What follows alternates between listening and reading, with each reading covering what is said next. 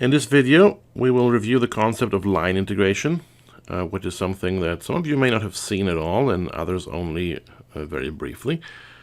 But it is something that you will need in this course, as well as later in E&M, which is why we are reviewing it here. So let's start with a normal single integral that you're used to. So single integral is just the integral over some single variable function f of x dx that goes from some starting point to some ending point. So essentially this is an integral. It has a domain which is an interval on the real axis.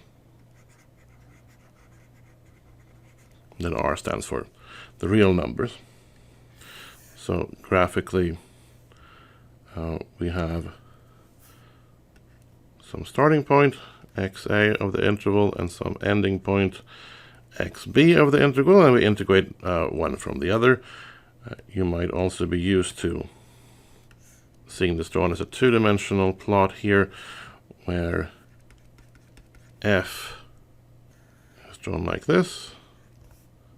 Okay, and we know that the area underneath this curve, that's what this integral is equal to.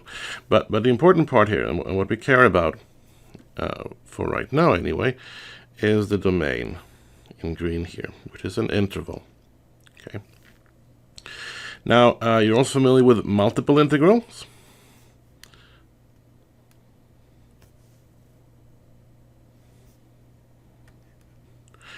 And I'm going to do this just in 2 dimensions. Of course, you can do it in high dimensions as well. So we have a function here that depends on x and y. And we are integrating it over some domain D, which is now an area, or if we are dealing with more than 2 dimensions, a volume in some higher dimensional space. Okay.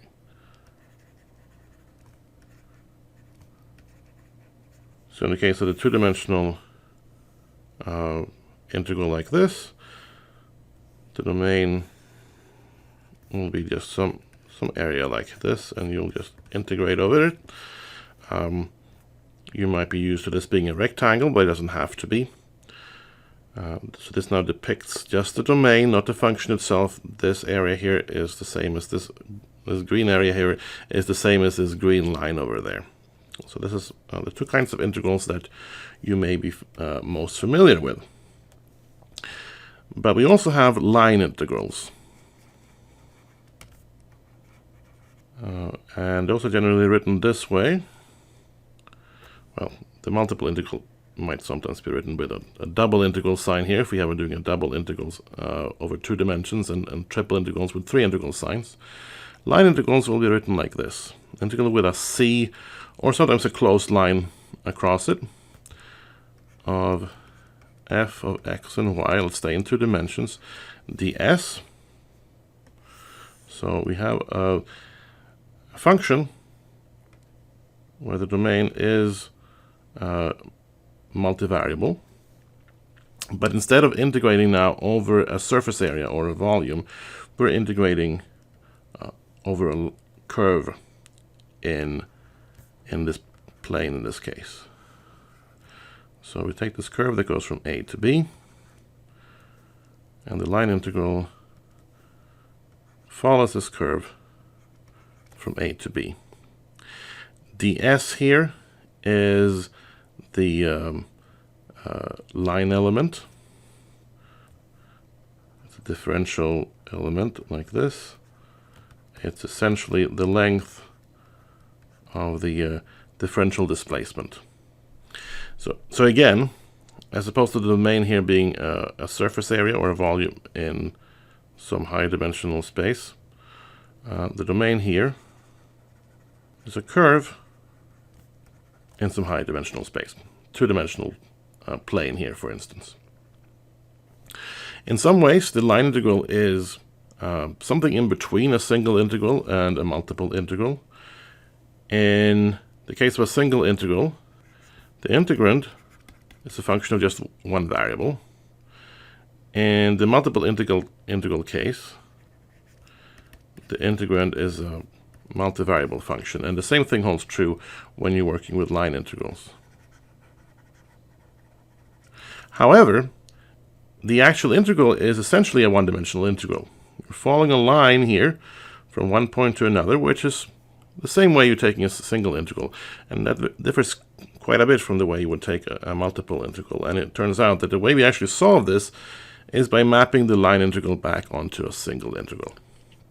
Before I'll show you that, though, I'll just bring up a different kind of integral that you will encounter. We don't necessarily have to work with a scalar function. The function of x and y can also be a vector. And in fact, it will be a vector when we're working with it. So in this case, the line integral is usually written something like this. So this is the scalar product of f with dr.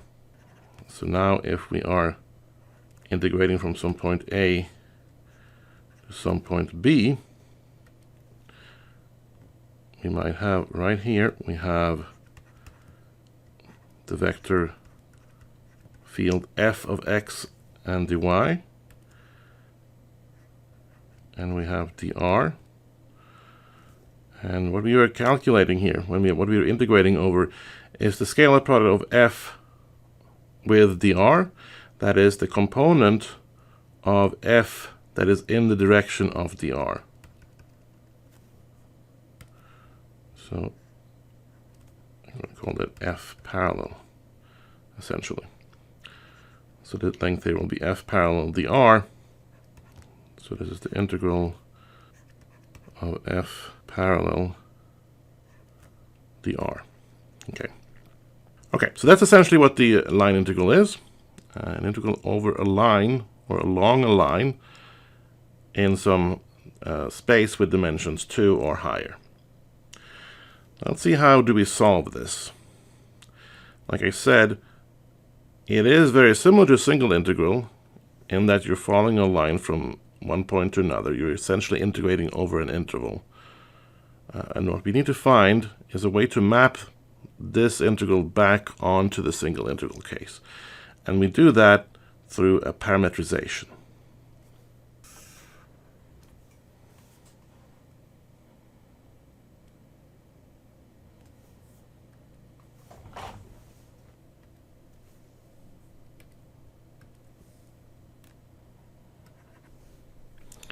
So this curve here from A to B can be described mathematically in different ways.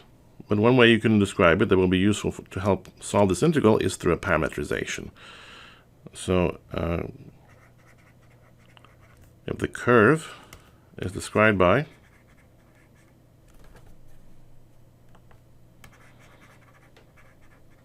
some parameter beta,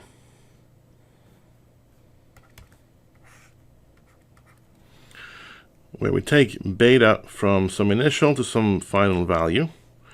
So if we say that over here we're at point r sub a, and over here we are at point r sub b, then r of a is just going to be r at the initial value of b, which marks the beginning of the interval, and rb equals r of b beta.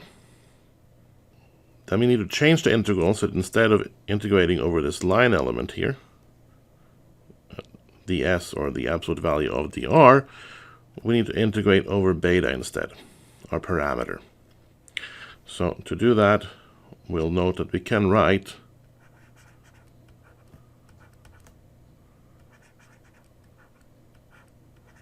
so then what we get is that the integral from our starting point to our ending point along the curve of f of x and y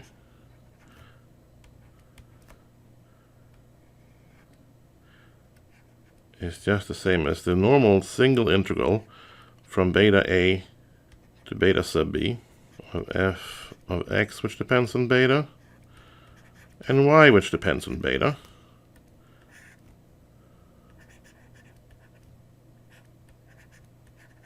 This is now a single integral. What we have done essentially is we've mapped this curve onto the real axis.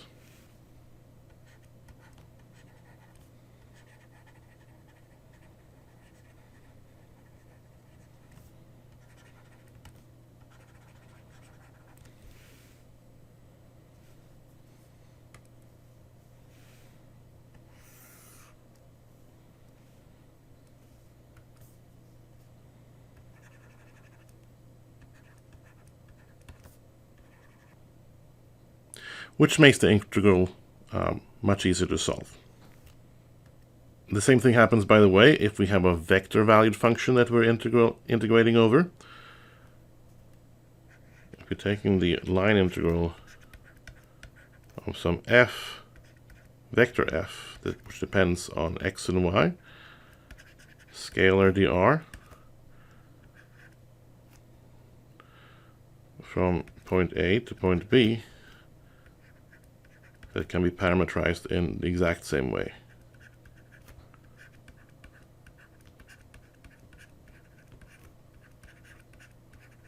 Okay, so that's a little abstract, but things will probably be clearer in the second part of this video, where we will actually apply this to a couple different examples. We'll start with a vector line integral, and then we'll do an example of scalar line integral.